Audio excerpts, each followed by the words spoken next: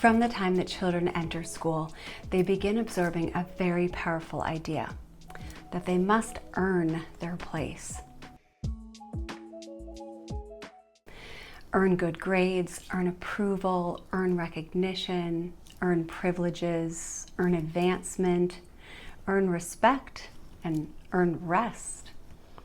The impact of this over time is that children begin to organize themselves around external authority, external validation, and external measurement, rather than inner trust, autonomy, and self-direction.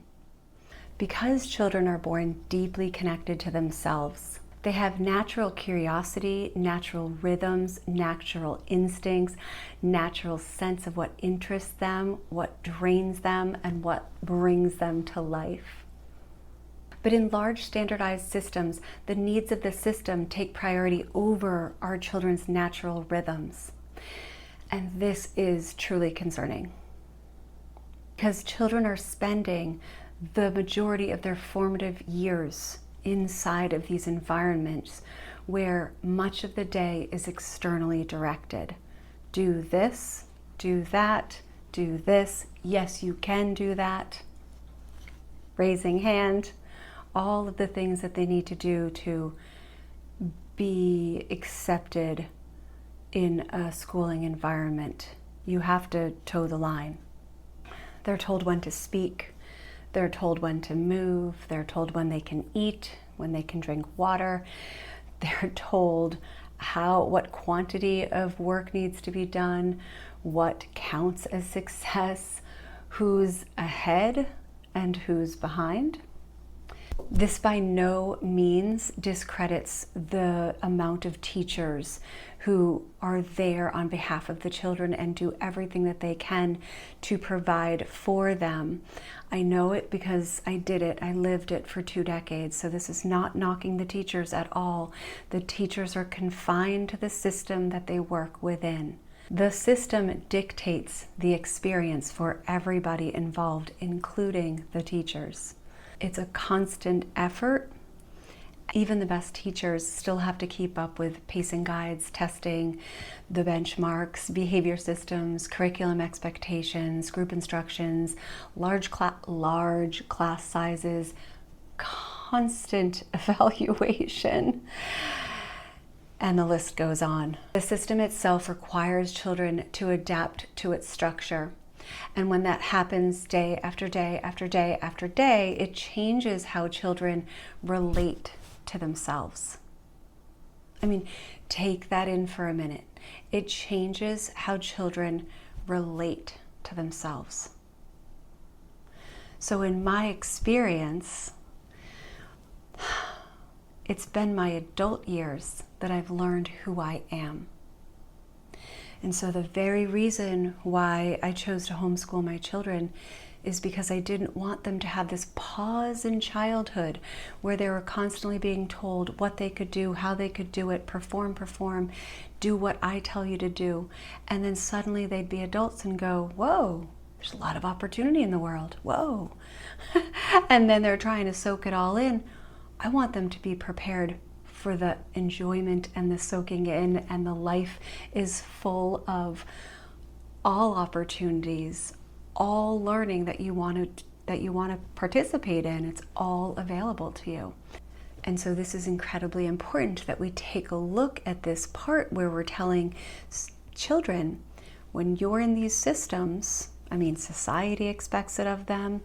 So when you're in this school environment, you're expected to earn your place here. We don't accept you here just for simply being you. You're going to have to follow my directions. You're going to have to do as I'm telling you to do. Maybe a child got, maybe their feelings were hurt out on the playground in their 10-minute recess, and that child chose not to go to a teacher within her 10-minute recess because she wanted to be able to get more playtime. And now she's having to suppress the emotions of what she just experienced because there's no time for that stuff. Sure, she could raise her hand. Sure, she could go to the teacher and say, could I see a school counselor? School counselors are not available in the moment that things are needed. That child needs to process it right now. So what do they learn to do? Suppress. Suppress those emotions all day long. Suppression of emotions, suppressions of physical needs. What we're saying to kids is, I'm sorry, there's not a place for you to be your authentic self here. We don't have time for that. There's not the space for that. And so these individually unique children come together under one roof. Best meaning teachers. The system is structured and designed to be hierarchical. Do what I tell you to do. So take that all in, because this is the reality of what is happening when our children attend school. And for example, for my son, there was a period of time where I felt after divorce that I needed to be a teacher again. And so I plopped him into public school. And he learned very quickly what he had to do on a daily basis to be accepted, to be told he's doing a good job, to fit in, because kids want to fit in. And so how much suppression is happening? So for him, his teacher would not allow them to have their water bottle at the table. So his water bottle had to be over by the sink area. And to get to his water bottle, he had to raise his hand in the middle of class, raise his hand and say, "May I get my water bottle, please?" And then he could go and get it. So how many kids feel comfortable to interrupt the teacher while she's teaching and say, "Could I get a drink of water?" So what did he learn to do? He just gave up on water being a part of his experience. And so we think that these are small things because most kids are hanging on in school. Like they go and they come home and they even might say, "Oh, this was fun and we did this." But there's this other whole thing that's happening where they're being taught that their needs, their individuality, their uniqueness, their individual spark is only acceptable when I tell you that that can come out. So let's take a look at the impact of this need to earn a place. And let's look at it over time, how that truly impacts the children. So see if you can relate to this if you were also a public schooler. Does this show up in your life? So for me, I was an always public schooler as a child, going through the Massachusetts public school system. Then I went straight into my undergraduate degree, again in Massachusetts, and then went on to my master's. While I got my master's, I began as an assistant teacher in a classroom as a paraprofessional, and then moved into my own classroom within a few years. I then continued as a classroom teacher for nearly the next 2 decades. So all I've known is the experience of public school. Since divorce, I have gone into private school teaching just for a year, and I also worked at a collaborative with students that have been removed from the public classroom because of major behavioral problems. So I've had a lot of different experiences, but all of my experiences are within schooling systems. From the time I was 4 years old, and then I have the experience of all of the homeschool years in there. So my daughter is 16.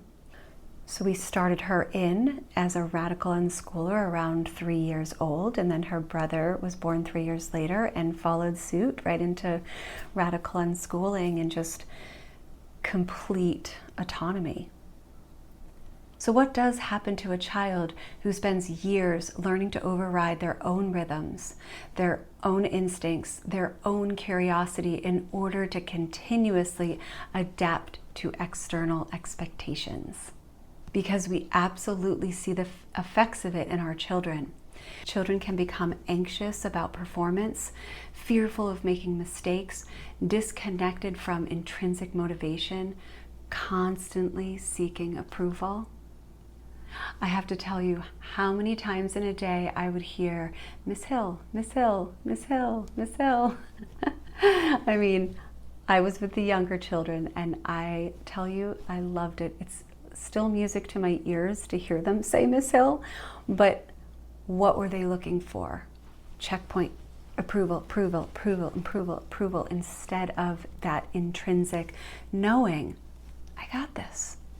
I can handle this. This is mine. I don't need to check in with my teacher constantly. But that's not the way of the system. The way of the system is that the children need the adults to teach them, to impart knowledge. Never taking a look at this thing where we have ready information all around us. And if I'm choosing a path as a unique individual self, my interests are completely different than my peers' interests. So as a student in the schooling system, you're going to put me in a box and have me next to all these unique individual other children, and you're going to expect us to learn the same thing at the same pace, at the same time, year after year after year, never considering that the world around us has changed dramatically. Take a look at why is it not changing as the world's changing? Because it impacts our children for life. It's not just impacting them for the years that they're in school. So many social skills alone are being lost because there's no time on the social piece of being a child anymore. Children are unsure of themselves without direction. They're so tired, they're burnt out, they're afraid to fail, so they keep going. They're conditioned to compare themselves constantly to everybody else. Where is the freedom in our children as schoolers? Like, where's the part of the day where children get to unwind while they're in the school building? Now, I've seen it. I'm going to speak to it because I've seen teachers starting to add yoga and a little meditation and things like that, which is wonderful because there's many conscious teachers that see the writing on the wall as well and know, how can these children truly be successful in life when this is how they're being impacted negatively by the system that they're in? So these teachers see it, and then they want to bring in things that can be more supportive of children. Don't forget to take a look at yourself, because remember that we as adults are carrying a lot of these same conditioned ways of being day in and day out. And so in myself, I have to remember that I am worthy just as I am. There's nothing that I have to do. There's nothing that I have to be. I am worthy without being told, you've earned this. You've earned this. We approve of you for doing this. I realize that that conditioning is still running in me, where I feel that I'm going to have to do that exchange of, I'll work really hard and then I'll deserve to be rewarded with money. So I need to change that around. That is not language I want to use for myself. It's not language I want to use for my children. I get to make decisions around how money is a part of my life. And those decisions can be based on what is my highest and best joy. It can be based on what I'm good at. It is whatever I want to make of it. And this is where children are very limited by the schooling system, because they don't understand that there's other opportunities besides doing what they've been doing for those schooling years. They think they have to keep doing that. I have to perform to then be rewarded. Perform and reward. Perform and reward. We measure ourselves through productivity, through achievement, through output. And collectively, I think we can all agree, we struggle to rest. We struggle to slow down in life. We struggle to feel enough without constantly doing more and more and more. And that's simply because In this world, there's a silent belief underneath that I have to earn my place. I have to earn rest. I have to earn enoughness. And there's a deeper question. What if children were never meant to earn their worth in the first place? What if belonging is supposed to come first? What if children grow best not when they are constantly proving themselves, but when they feel safe enough to remain connected to who they already are? Now let's take a look at a different educational path, the homeschool path, which is an entirely fundamentally different foundation for children. Homeschooling is typically a space where children's worth is not tied constantly to their performance. It's a place where curiosity can lead, where rest is allowed, where learning can happen at a more human pace, where individuality is protected instead of constantly compressed to fit the group, where children can remain more connected to themselves while they learn. In that environment, the message is completely different. You do not have to earn your right to exist here. You already belong. For most homeschooling families, they realize that it's not really a container just for learning academics. They realize that it's a far bigger, beautiful undertaking for your family.